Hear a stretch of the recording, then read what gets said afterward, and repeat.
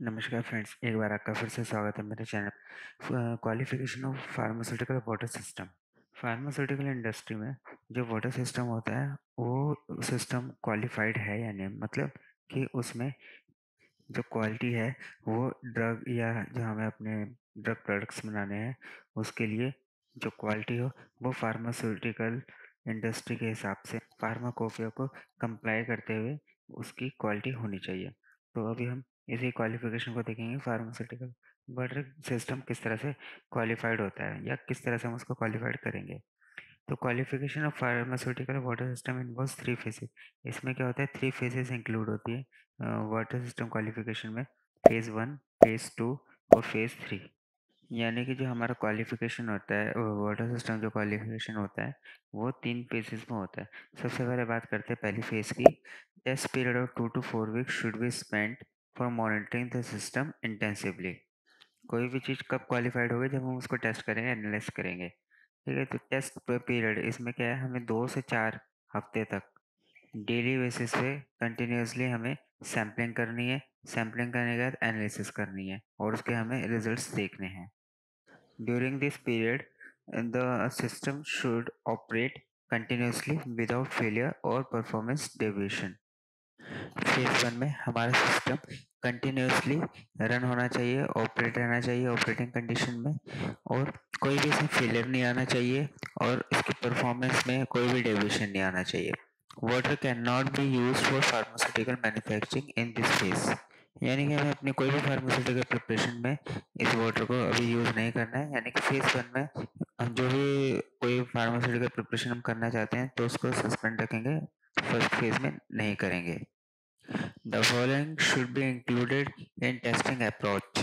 जो भी हम लोग टेस्टिंग करने वाले हैं उसमें हमें क्या क्या कंसिडरेशन रखनी चाहिए, क्या क्या देखना है, उसी की मैं बात कर रहा हूँ। Undertake chemical and microbiological testing in according with a defined plan. एक डिफाइंड प्लान के अकॉर्डिंग हमें केमिकल और माइक्रोबायोलॉजिकल टेस्टिंग स्टार्ट करनी है फेज वन में। Sample incoming feed water daily to verify its quality.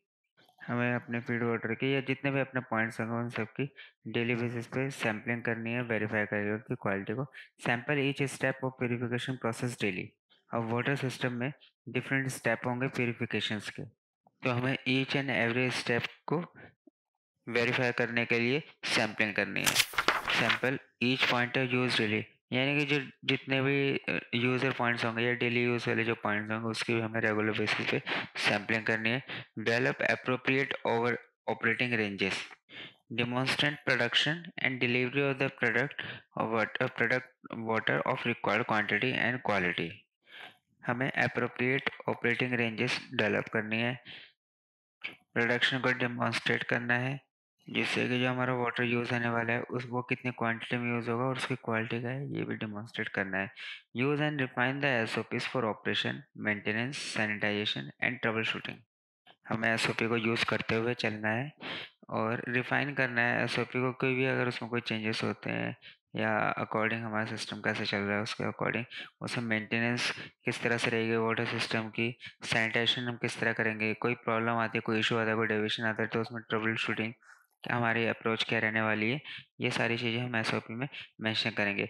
Verify provisional alert and action levels. इस phase में हमें वेरीफाई भी करने हैं कि अपना अलर्ट और एक्शन लेवल्स क्या होने वाले हैं। Develop and refine test failure procedures. अपने टेस्ट फेलियर प्रोसीजर्स को भी हमें डेवलप करना है, रिफाइन करना है। अब बात करते हैं सेकंड फेज की। सेकंड फेज में भी हम लोग कंटिन्यूसली सैम्पलिंग और टेस्टिंग ही करने वाले हैं, जैसे कि हमने फर्स्ट फेज में किया था। और जैसे कि मैंने पहले बताया था, फर्स्ट फेज में कोई भी फेलियर नहीं आना चाहिए, डेविएशन नहीं आना चाहिए। कोई आता है तो हम उसके लिए अपना ट्रबल शूटिंग प्लान या किस तरह से उस इश्यू को सॉर्ट आउट करेंगे वो ऑलरेडी हमारे एसओपी या अपना जो एक्शन प्लान है वो प्रॉपरली मेंशन होना चाहिए। सेकंड फेज में अब further test period of 2 to 4 weeks। जैसा कि हमने देखा था फर्स्ट फेज में भी हम 2 to 4 weeks के लिए टेस्ट पीरियड जो हमारा था 2 to 4 weeks का था। सेकंड फेज में भी हमारा जो टेस्ट पीरियड है वो भी 2 से 4 weeks का ही है। Sampling scheme will be same as phase one. यानी कि सैम्पलिंग हमने जिस तरह से फेज वन में की है जो प्लान था सेम सेकंड फेज में भी रहने वाला है। Water can be use for manufacturing process in this phase. बात करते हैं कि डिफरेंस क्या आने वाला है। डिफरेंस यही आने वाला है कि फर्स्ट फेज़ में हमने देखा था कि हम मैन्युफैक्चरिंग प्रोसेस के लिए वाटर को यूज़ नहीं कर रहे थे। लेकिन सेकंड फेज़ में हम लोग वाटर को यूज़ कर सकते हैं मैन्युफैक्चरिंग प्रोसेस में on the basis of phase 1 testing study. Approach should be also, अपनी जो अप्रोच रहने वाली है कि हम लोग किस तरह से सेकंड फेज में डील करेंगे। Demonstrate consistent operation with in establish ranges, demonstrate consistent production and delivery of water of required quality and quantity. यही सेम बात मैंने फेज 1 में भी की थी कि हमें देखना है consistent operation with in establish ranges में हमें देखना है, और जो अपना कंसिस्टेंट प्रोडक्शन है वहाँ पे वाटर की क्या रिक्वायरमेंट है, वाटर कितना यूज़ हो रहा है और उसकी किस क्वालिटी का यूज़ हो रहा है, ये भी हम लोगों को डिमॉन्स्ट्रेट करना है। तो फर्स्ट और सेकंड फेज़ की यहाँ बात हो गई। फर्स्ट फेज़ में हम लोग 2 टू 4 वीक्स के लिए टेस्टिंग पीरियड था हमारा, और सेकंड फेज़ में भी सेम था, लेकिन हम लोगों ने क्या किया, फर्स्ट फेज़ में किसी भी मैन्युफैक्चरिंग प्रोसेस में वाटर को यूज़ नहीं किया, लेकिन सेकंड फेज़ में हमने यूज़ किया। अब बात करते हैं थर्ड फेज़ की। थर्ड फेज़ में क्या है? Phase 3 runs for 1 year after satisfactory completion of phase 2। यानी कि यहाँ पर बात 2 टू 4 वीक्स की अब नहीं हुई है। फेज़ 3 में हमने देखा कि पूरे 1 ईयर के लिए हमें इस फेज़ को रन करना है after satisfactory completion of second phase. यानी कि सेकंड फेज़ जब कंप्लीटली सैटिस्फैक्टरी कंप्लीट हो जाएगी, सैटिस्फैक्ट रिजल्ट्स देगी हमें, उसके बाद हम लोग थर्ड फेज़ में एंटर करेंगे। Water can be used for manufacturing process during this process. इस फेज़ में हम कंफर्टेबली वाटर को मैन्युफैक्चरिंग प्रोसेस में यूज़ कर सकते हैं। Objective and features of phase third. अब यहाँ बात हो रही है ऑब्जेक्टिव्स की, फीचर्स की। वो इसलिए हो रही है क्योंकि फेज़ थर्ड हमारा पूरा 1 ईयर चलने वाला है। यानी कि हमारी जो मॉनिटरिंग है वो 1 ईयर चलने वाली है। जब 1 ईयर चलने वाली है तो हम लोग, हमारे कुछ ना कुछ ऑब्जेक्टिव होंगे, हम कोई उसके कुछ फीचर्स होंगे जो हम लोग देखेंगे। Demonstrate extensive reliable performance. यहाँ बात हो रही है अपने वाटर सिस्टम की। यानी कि जो हमारा वाटर सिस्टम है वो रिलायबल क्वालिटी दे रहा है, एक्सटेंसिव रिलायबल परफॉर्मेंस आ रही है। यानी कि जिस स्टैंडर्ड, जिस क्वालिटी का हमें वाटर चाहिए फार्मास्यूटिकल प्रिपरेशन के लिए, मैन्युफैक्चरिंग प्रोसेस के लिए, वो वाटर कंटिन्यूअसली और कंसिस्टेंटली वो क्वालिटी हम अपने वाटर सिस्टम से अचीव कर पा रहे हैं या नहीं कर पा रहे हैं। Ensure that seasonal variation are evaluated. जैसा कि इसमें हम लोग 1 ईयर तक थर्ड फेज को रन करेंगे तो सीजनल वेरिएशन भी आएंगे, कॉमन सी बात है क्योंकि सीजन चेंज होता रहता है। तो 1 ईयर तक काफ़ी चेंजेस आने वाले हैं, हमें वो भी अपनी स्टडी में कंसिडर करना है और इवेल्युएट करना है। The sample locations, sampling frequencies and test should be reduced to normal routine pattern based on established procedures proven during phase 1 and phase 2।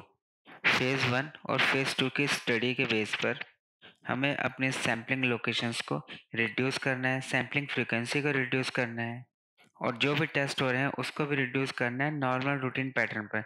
यानी कि जिसको हम रेगुलर बेसिस पे कर पाएँ। हालाँकि कर तो हम फर्स्ट और सेकंड फेज़ में ही पा रहे थे, उसमें भी हम लोगों ने कंटिन्यूअसली किया है। बट नॉर्मल रूटीन पैटर्न पे हम लोग नहीं कर रहे थे, हम लोग कंटिन्यूअसली हर एक पॉइंट को कंसिडर कर रहे थे। अब यहाँ पे क्या है, सैम्पलिंग लोकेशन, फ्रीक्वेंसी और टेस्ट हमने इसको रिड्यूस कर दिया है। किसके बेस पे? फर्स्ट फेज़ 1 के और फेज़ 2 के रिजल्ट्स और जो प्रोसीजर्स थे उनके बेस पर हमने यहाँ पे सैम्पलिंग फ्रीक्वेंसीज को रिड्यूस कर दिया है।